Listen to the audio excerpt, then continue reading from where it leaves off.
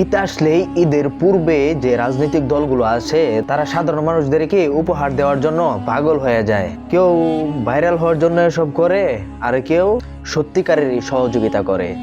তো কেডা অভিনয় করে, অভিনয়ের মানুষটাকে দেখাইতেছি, দেখেন।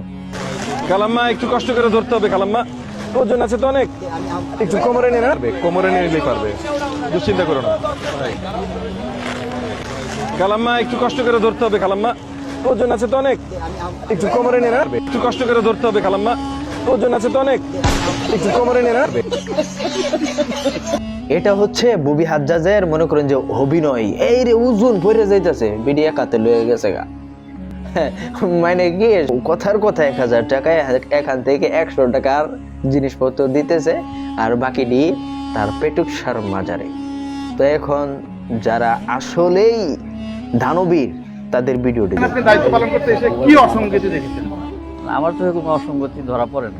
এখানে কি সব জামাত ইসলামের মানুষ দিয়েছে? না, সাধারণ জনগণকে। তো বুঝে গিয়েছেন যে কারা আসল দানবীর আর কারা অভিনয় করে।